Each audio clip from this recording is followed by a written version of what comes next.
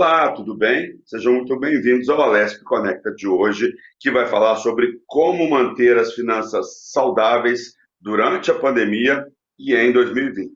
Para falar sobre esse assunto, eu vou conversar com a Paula Sauer, que é especialista em finanças pessoais, professora aqui de vários institutos em São Paulo. Seja muito bem-vinda, Paula. Olá, Luciano, tudo bem? Bem-vindo todos à minha casa aqui. Hoje a entrevista é aqui de casa. É um prazer, sim, Bem-vindos à estar com nossa. vocês. Bem-vindos à nossa casa, né? Com essa mudança aí da pandemia, todos nós estamos de casa. Paula, eu queria começar falando com você assim, quais são os desequilíbrios mais comuns nessa época de pandemia? A gente sabe que muita gente está perdendo o emprego, né? Estava vendo hoje aqui mais cedo previsão de queda na economia em 2020 no Brasil está em 6,25%. Quer dizer, é um tombo, não é uma queda, é um tombo, né? Quase caindo no precipício. Muita gente está perdendo o emprego e está tendo que reorganizar as finanças, né? Quais são os principais problemas que estão aparecendo nesse momento e como se comportar diante da adversidade?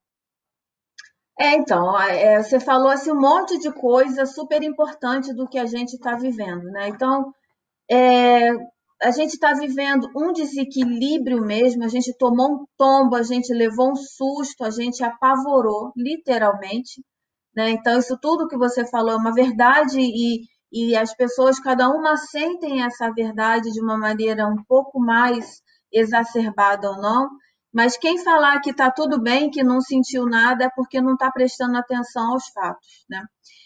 No primeiro momento, então, a gente passou por ondas, né? Por etapas. Então, eu falo muito isso em sala de aula. Num primeiro momento, a gente levou aquele susto, né? Então, mudaram a minha rotina, quebraram a minha maneira de lidar com o meu dinheiro, com o meu comportamento de consumo, né? Então, eu estou num cenário de medo, ninguém na nossa geração, né? Nessa geração de adultos, né? Jovens, economicamente ativos hoje, viveu uma pandemia.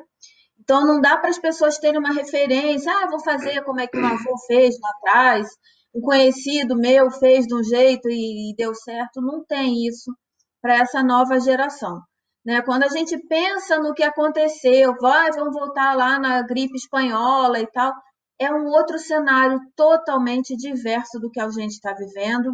O que a gente consumia lá atrás era diferente, o que a gente dava importância lá atrás, de alguma maneira, era diferente da nossa realidade hoje. Então, no primeiro momento, não sei se você vai lembrar, acho que vai, porque foi muito evidente, foi aquela coisa de sair correndo para ir no supermercado e comprar papel higiênico, e as pessoas não entendiam nem E direito álcool porque gel. E álcool álcool gel gel e também, papel papel higiênico. higiênico. É. Acho que o álcool gel até justifica, mas o papel higiênico eu pensava assim, gente, mas como assim? Mas até eu fui correr lá e comprei papel higiênico. O que é isso? Isso então está mostrando a fuga da racionalidade na tomada de decisão. Naquele momento a gente estava embebido de medo, sabe? De susto, de pânico, do desconhecido, da incerteza, que alguém fez uma compra irracional e os outros só seguiram. A gente chama isso na economia comportamental, nas finanças comportamentais, de efeito manada. Então, eu não sei nem por que que eu estou fazendo, mas se está todo mundo fazendo, eu vou fazer também. Então, esse foi um primeiro momento, né, de fazer as compras sem entender um pouco o porquê daquilo. As pessoas fizeram compras, né, no volume muito maior e de coisas que muitas vezes nunca nem comprou, mas naquele momento botou aquilo tudo no carrinho. Uma segunda fase foi já caindo a ficha, né? Então o medo continua, mas uma sensação de que aquilo ali não seria só um susto, seria um processo. Então, como viver nesse novo cenário? Né? E aí surge então a questão do desemprego, o medo de perder a renda, o medo da redução de renda, da carga de trabalho, de como viver, de como viver nesse novo cenário, onde você tem uma doença que não tem cura, que não tem uma vacina e que é o único tratamento possível para todas as pessoas é voltar para a caverna, percebe? Então, você não tem uma solução, então volta para a caverna e fica guardado, porque por hora a gente não tem uma solução. E se você for lá fora, pode acontecer alguma coisa que pode culminar, inclusive, na sua morte. Então, conviver com isso gerou um clima de angústia coletiva muito grande. E sim, muda a maneira que a gente se comporta em relação ao dinheiro. E aí vem uma série de mudanças e a gente percebe as pessoas aderindo a essas mudanças paulatinamente, né? Então começou a história de cozinhar mais em casa, né? Então o do it yourself, né? Ele toma uma proporção maior agora nesse cenário. Então as pessoas agora elas lavam em casa, cozinham em casa, fazem pequenos concertos em casa também. E isso é uma mudança positiva.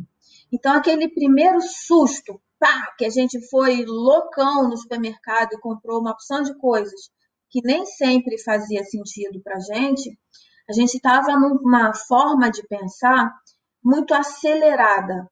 Então, a gente usa um termo também que é racionalidade dual. Então, pensamento rápido, impulsivo, emocional, e o outro é um lento, mais ponderado, mais eu penso, mais eu estudo se aquilo vai fazer sentido para mim ou não. A gente vive esse paradoxo agora, a gente vive esses dois momentos, certo?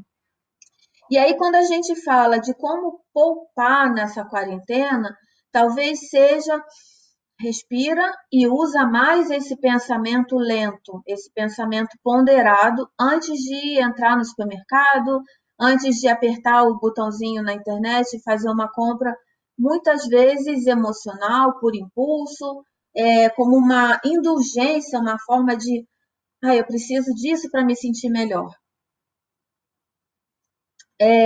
Para algumas pessoas, para algumas, né, não dá para a gente falar que essas compras por indulgência estão indo para todo mundo. Tem muitas pessoas que absolutamente hoje não tem mais como cortar a despesa, não tem mais de onde tirar, perderam o emprego. Isso revela uma outra face também muito cruel da nossa realidade, que é a questão da educação. Né? Então, a gente tem quando fala em educação, para a gente é uma coisa delicada. Quando fala em educação financeira, você soma duas coisas que para nós é muito delicada, né? Que é a educação, que para a gente é bastante frágil, e o falar em dinheiro em uma sociedade onde a desigualdade social é muito grande, é tabu. E a gente percebe, então, que muitas pessoas, por nunca terem abordado a questão financeira, hoje estão passando por um aperto bem danado, vamos dizer assim. Você acha que, Paula, você acha então que é um momento de muita gente aprender na marra, a se educar financeiramente e criar uma cultura de poupar para a adversidade, que pode ser daqui a 6 meses, daqui a 5 anos, daqui a 10, a 20 anos? Você acha que as pessoas vão estar mais conscientes disso? Luciano, é assim. A gente está vivendo um cenário agora que educar vai ser importante, porque essa pandemia que a gente está vivendo, talvez a gente viva outras pandemias ou outras situações semelhantes à que a gente está vivendo agora. Mas no momento pegar pela mão e ajudar mesmo, sabe? O educar agora vai ser educar para daqui para frente, mas num cenário que as pessoas estão desesperadas, tristes, machucadas, de luto, talvez seja o momento de pegar na mão. O educar vai ser importante, sim, sempre vai ser, e daqui para frente. A gente está vendo também nesse cenário, né, uma coisa que é diferente, mas por mais que delicada que esteja a situação, as pessoas estão falando mais em dinheiro dentro de casa. Isso é um tabu, isso é uma coisa difícil e delicada, né? Então pensa numa família em que nunca faltou nada em casa, né? Sempre acabou de voltar de férias. Vamos botar um cenário bem real. Acabou de voltar de férias depois do carnaval, tranquilo, viajaram, passearam, né? Fizeram comprinhas e tudo mais. Chegou em casa, começou a pandemia, no mês seguinte perdeu o emprego, e esse provedor chega para a família então e fala: não temos um centavo. E eu falo assim, nossa, mas como é que assim? Se estava tudo bem, se a gente acabou de voltar de férias, viajou e tudo mais.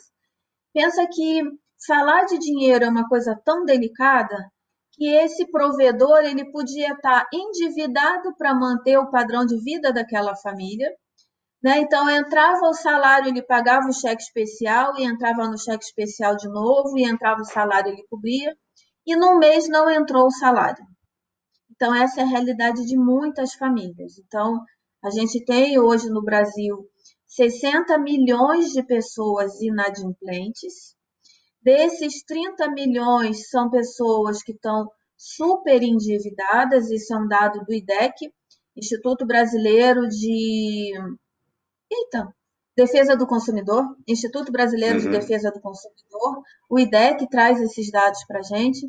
E além desse dado, você tem um outro dado, quando você fala aí de fazer uma reserva, as pessoas agora, elas se deram conta da necessidade de fazer essa reserva, e a gente viu um fenômeno bastante curioso no mês de abril, onde você tinha uma curva onde 59 milhões de pessoas deixavam de pagar pelo menos uma conta por mês no Brasil.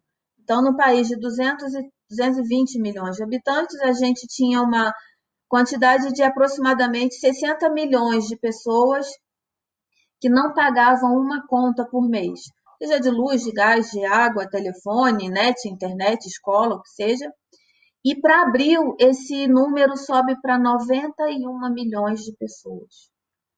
É quase surreal, né? A gente Esse, falar um negócio desse. aumentou em 50%, então, Aumentou um um pouco pouco mais. menos, né? Em torno de 40% o número de inadimplentes no país.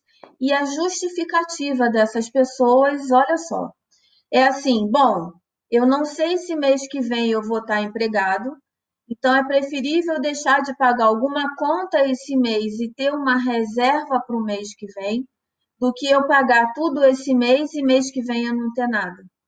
Então, da maneira mais dura possível, as pessoas entenderam a necessidade de se ter uma reserva de emergência. É E a chocante. partir disso, o que muda?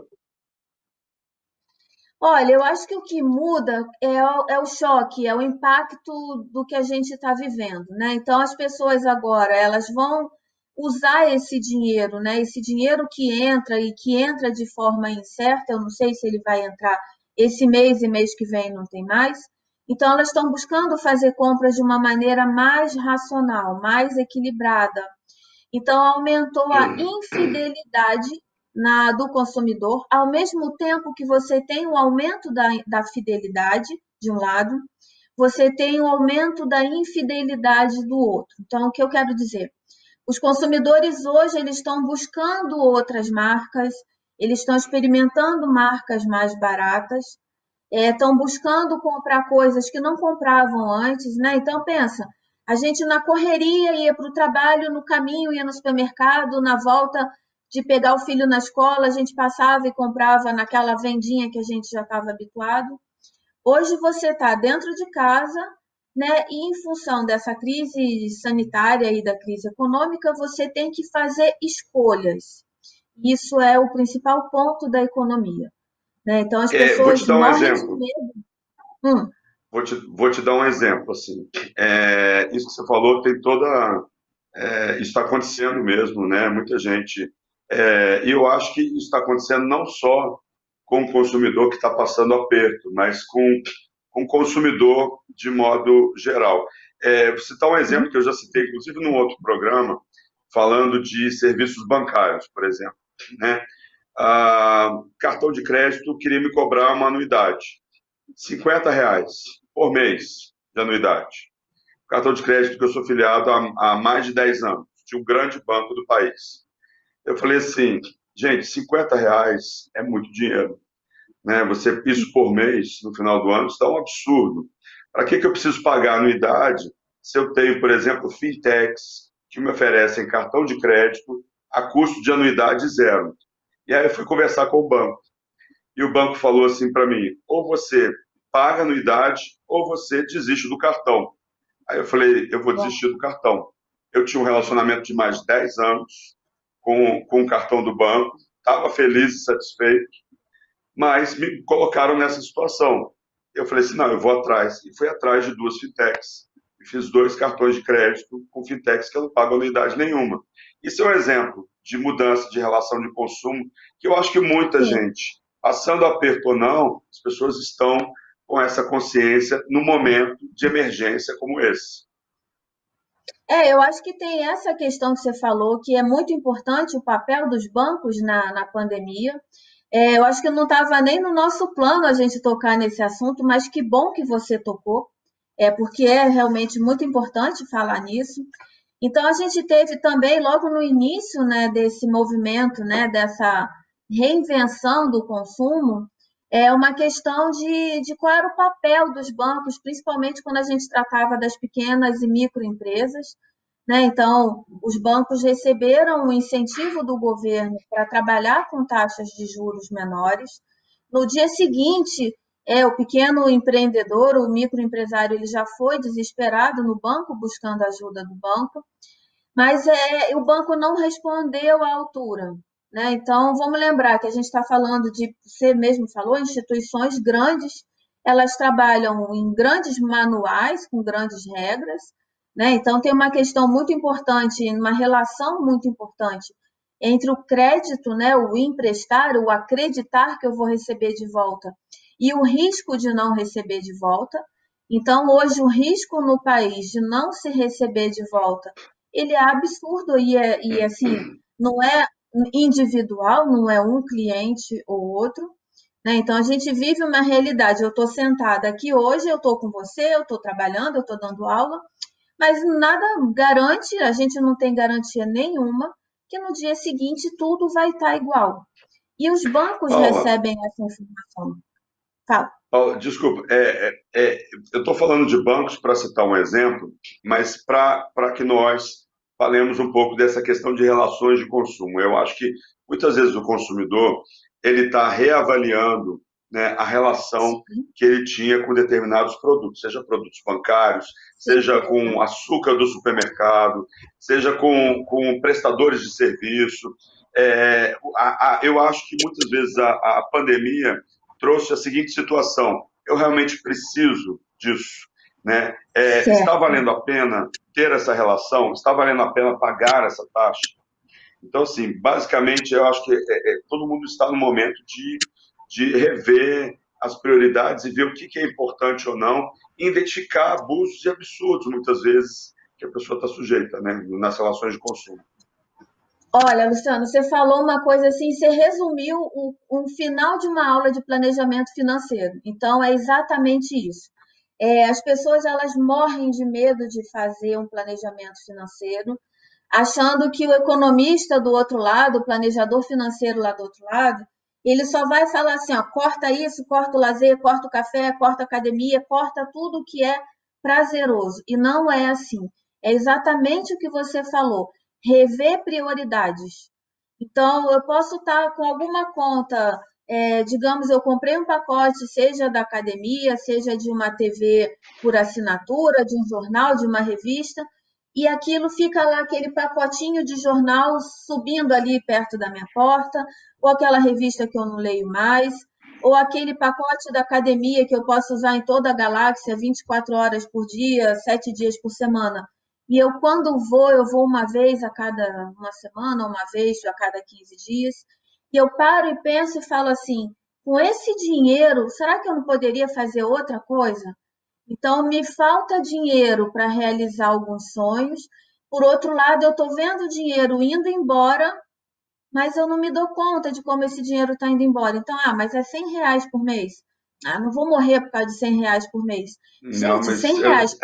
são R$ 50, são R$ 10, fazem muita falta no final, né? Que cada centavo que você ganha suado faz muita falta, né? E eu acho que as pessoas Certo? É estão isso. percebendo isso mais nessa época de pandemia, Exatamente. né? Exatamente. Então, eu falo muito para prestar atenção em relação ao débito automático. Ele é uma excelente ferramenta, né? Ele não deixa a gente pagar a conta em atraso, não deixa a gente esquecer de pagar, a conta está em dia, não vem com juros, nada disso. Mas, por outro lado, a gente acaba deixando contas em débito automático de coisas que a gente já não usa mais, né? Então, a gente vai procrastinando, vai empurrando com a barriga aquelas contas. Ah, não, segunda-feira eu vejo. Não, se é final do mês, até o final do mês eu resolvo. Agora a gente está num cenário onde mudou a rotina, então eu paro para olhar onde que eu posso mudar o meu comportamento de consumo, né? Então, algumas coisas que eu consumia, agora eu não posso consumir de dentro de casa, então é a hora de eu rever esse meu consumo. Algumas coisas que eu consumia, mas que eu não morro se eu ficar sem. É um momento importante de eu rever esse consumo, nem que seja temporário, né? Falar, bom, eu adoro isso aqui, mas para eu poder manter alguma coisa que eu não vivo sem, né, que é totalmente essencial para mim, eu vou ter que tirar isso aqui, nem que seja temporariamente, do meu orçamento. Percebe? Então, Paula, a gente está tão machucado, isso dói menos. Paula, eu acho que a discussão é em torno do real valor das coisas, né? Isso que você está Sim, falando, eu acho perfeitamente cabível no sentido, né? Você está dizendo isso o tempo inteiro, você está falando assim, isso realmente é importante para mim, né? Quais são as exatamente. prioridades para mim? O que que é importante nesse momento? E aí, a partir desse momento de pandemia, você vai avaliar o que que é importante para você na vida, na sua família, as pessoas que estão próximas a você, né? E isso impacta muito as relações de consumo. Ó, Luciano, você falou uma coisa que assim, eu converso muito sobre eu quero ou eu preciso, né? Então, nesse momento agora, as pessoas estão fazendo exatamente essa reflexão. Eu quero isso ou eu preciso ter isso agora? Então, o que eu quero, ele entra numa balança se eu preciso, se aquilo é essencial, ou se o que eu posso trocar por alguma coisa que é supérfluo, que é alguma indulgência. A gente tem se permitido alguma indulgência. E isso não é crime, a gente está vivendo um cenário muito diferente, muito tenso, muito triste, né? Mas assim, eu quero ou eu preciso, né? Isso é essencial agora para mim e para minha família. Que escolhas eu preciso fazer agora para poder comprar o essencial, o primordial, num cenário que eu não tenho a mesma renda e a mesma certeza de que eu vou ter a renda amanhã ou no mês que vem, ou até que esse cenário, de alguma forma, se a gente se adapte, que normalizar, eu estou achando uma palavra muito delicada, enquanto a gente não tem uma vacina ou esse novo normal, eu acho que ele demora a chegar um pouquinho ainda, né? Mesmo que tenha Paulo, vacina, o comportamento mudou. eu chamo isso de questionamento da cultura do shopping center. Nada contra os shopping centers e tal, mas assim, a cultura do consumismo exacerbado, né? Você está no shopping center, por exemplo, você está ali, várias vitrines e você acaba levando coisas que você não precisa. E nesse momento os shoppings estão fechados, né? E esse convite para o consumo desmedido, ele está fora de moda, né? Até porque, por exemplo, a gente vê blogueiras que promovem marcas, por exemplo, né? Estão sendo muito criticadas na internet porque elas não se adaptaram, muitas não se adaptaram aos novos tempos e continuam a promover marcas e tal. E é tempo de questionar outras coisas, de discutir outras histórias, né? De ir para o essencial. Então, por isso que eu falo que estamos talvez caminhando para o fim da cultura do shopping center, que é o nome que eu mesmo atribuo aí a esse consumismo exacerbado, né? Outras pessoas devem ter atribuído esse nome também de cultura do shopping center. Não, a gente vive, né? E a gente vive num país que é importante. A gente tem dificuldade de falar o quanto a gente ganha, a gente acha que isso é muito íntimo, né? Falar o quanto eu ganho, ai, qual é o seu salário? Isso é absolutamente impensável. A gente conversar e alguém fazer essa pergunta, isso é muito íntimo. Por outro lado, a gente faz questão de ostentar. Então, eu não falo quanto eu ganho, mas eu faço questão de, através das marcas que eu uso, dos lugares que eu frequento, das coisas que eu tenho, mostrar para o outro o como eu quero ser visto. Não necessariamente isso está relacionado à renda que eu tenho, mas ao crédito que eu tenho. Então, foi o que eu falei para você né, da questão da viagem. Então, aquela família chegou de viagem agora, nossa, mas como assim está endividado se acabou de voltar de viagem? Então, as pessoas se endividam para manter o carro, o celular, isso é uma das coisas mais evidentes hoje. Tem uma pesquisa do Serasa que mostra que as pessoas que já estão com o nome sujo, que elas pedem o nome do outro emprestado para fazer alguma compra a crédito, e eu pensava que o item mais demandado fossem compras de mercado, remédio, alguma coisa assim, e não era. Era para comprar celular e roupa. E isso traz uma questão muito delicada, que é a questão de como eu quero ser visto. Então, eu não quero Pois que é, ninguém perceba que eu estou numa situação delicada. eu fico imaginando você comprar roupa nesse momento. Você não vai sair de casa. A roupa desse momento é calça de moletom, pijama, né? Eu acho que roupa talvez só num caso de frio, de calor e tal. Mas como que você vai ser visto agora? Se você vai ter que ficar de quarentena em casa. A gente está quase terminando o programa. Eu queria que você falasse um pouco, eu queria que você finalizasse, né, essa nossa discussão dando conselhos para quem está em casa, para quem está, igual você falou, desesperado, para quem perdeu o emprego, para quem teve afetou o orçamento, teve uma redução de salário, para as pessoas que precisam se reorganizar financeiramente. Quais são os Sim. principais conselhos práticos desse momento? Ó, Luciano, então, assim, boa. Eu acho que a primeira coisa de todas é assim, não segura essa peteca sozinho, sabe? Então, assim, senta com a família ou quem está junto com você nessa situação e abre o jogo.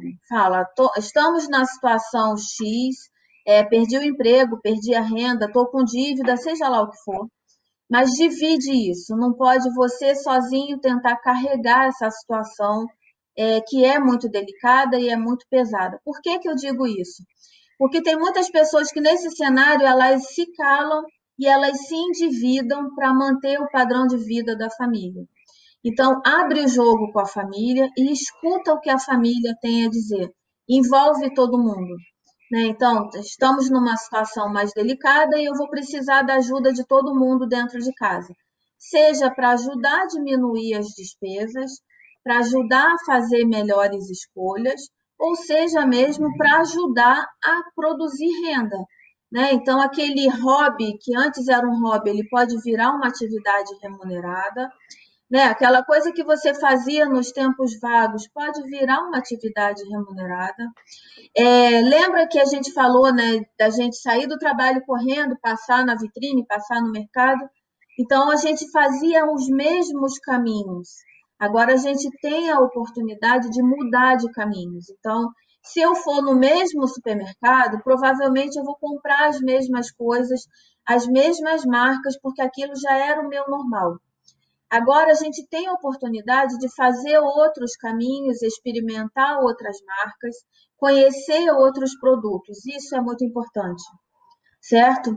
Então, compartilha com a família a situação, escuta as ideias, pede o envolvimento de todo mundo, experimenta novas marcas, experimenta novos sabores. Uma outra coisa, ainda falando na economia, mesmo dentro de casa, vamos procurar comprar os alimentos da estação. Então a gente vê todo ano, tem a época, o feijão agora está o preço de uma aliança de casamento. Porque agora é o tomate. Então, já sabendo disso e sabendo que isso é cíclico, vamos procurar comprar os alimentos da estação. Eles vão estar mais baratos. Então, é uma Ou mudança seja, de Paula, comportamento. ou seja, regras básicas de economia, regras básicas de contenção de gastos.